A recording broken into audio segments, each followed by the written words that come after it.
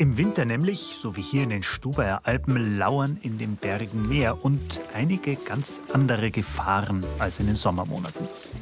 Diese Gruppe wird sich in den nächsten Tagen intensiv genau damit beschäftigen. Die Schönwetterphase ist das erste Mal vorbei. Ja. Und dann werden wir einfach mal schauen, was dann rauskommt. Denken wir können einen Gipfel gehen oder? Ja, also garantiert, wenn wir oben landen. Wir begleiten einen Skihochtourenkurs des zentralen Hochschulsports der Technischen Universität München. Ja, ich bin eigentlich gespannt, weil also Skitouren kenne ich ja, aber Hochtouren noch nicht. Und deswegen ja, bin jetzt mal gespannt, was wir da lernen. Hoffentlich eben vielleicht ein bisschen was über so Gletscher und sowas.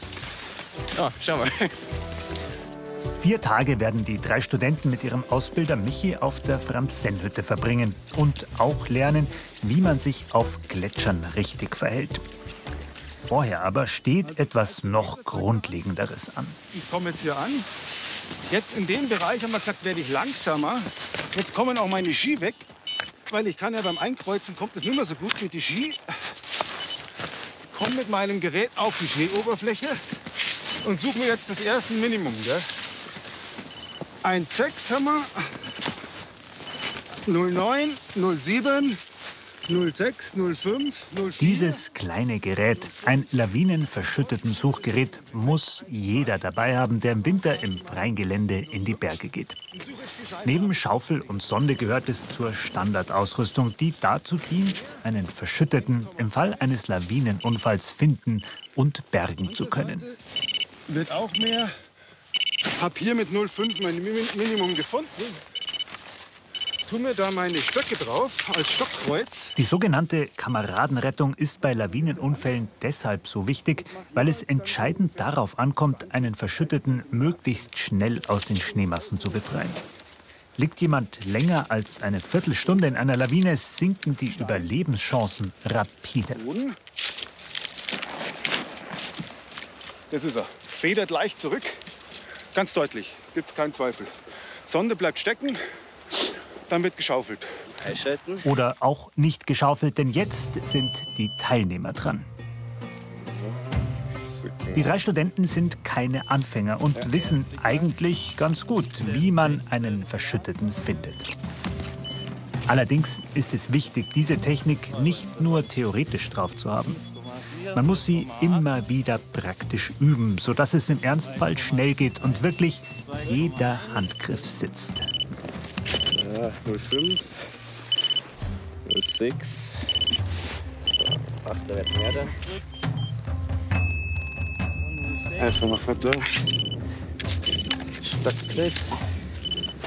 Wichtig ist es, gründlich und genau zu arbeiten und sich nicht aus der Ruhe bringen zu lassen. Ja. Nicht nervös werden, sondern wirklich nicht wieder zurück in die Mitte kommen, weil die Mitte hast du eigentlich schon gecheckt. Gell? Ja. Schon immer größer werden, diesen Kreis. Da ist er. Da ist er. Ja.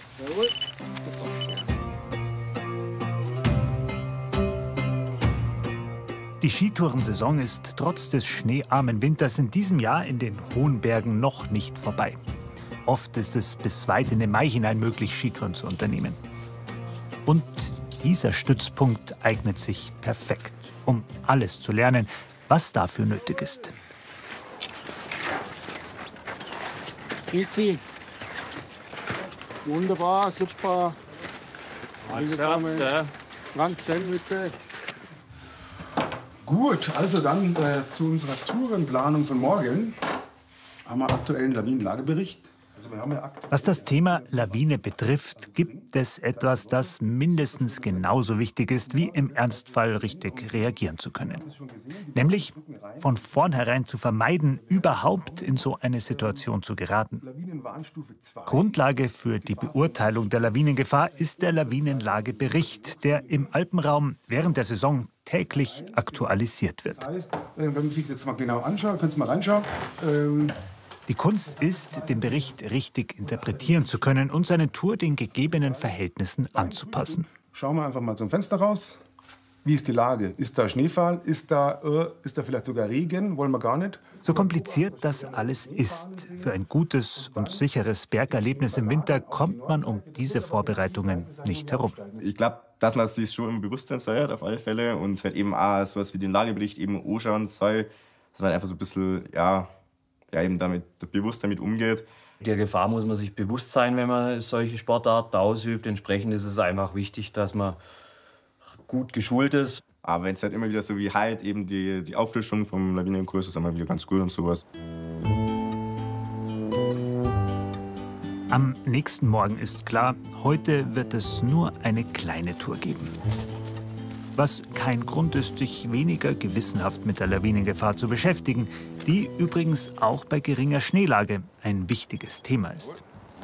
Im Prinzip muss man eigentlich bei schneearmen Wintern umso mehr aufpassen. Der Grund ist, man kommt als Skifahrer näher an störbare Schichten ran. Deswegen bei wenig Schnee aufpassen. Im Prinzip sind schneereiche Winter eher die lawinenärmeren.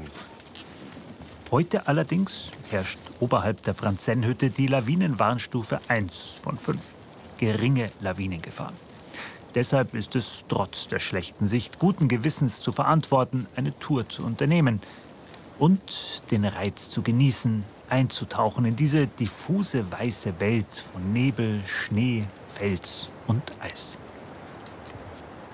Und unterwegs ein bisschen was zu lernen. 30 Grad haben wir ja immer so unsere Grenze, ab der wir verschärft aufpassen müssen. Was macht man? Man setzt seinen Stock hier an, macht sich einen Abdruck hier, ist jetzt ein bisschen härter, gell? Aber geht.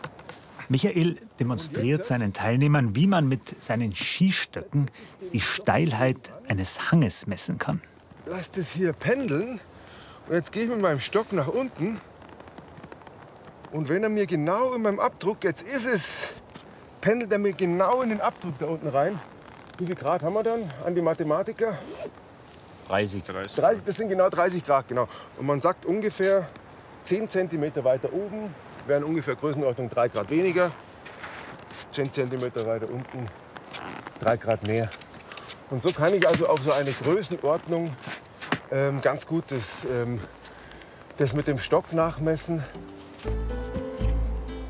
Diese Sache mit den Stöcken ist nur einer von vielen Tricks und Kniffen, die einem dabei helfen, in den Bergen ein bisschen sicherer unterwegs zu sein. Bei dem Kurs hier merken die Teilnehmer, dass es interessant ist und Spaß macht, sich mit dem Thema zu beschäftigen. Jeder Ausflug in die Berge wird noch erfüllender, wenn man die Risiken dabei besser einschätzen kann.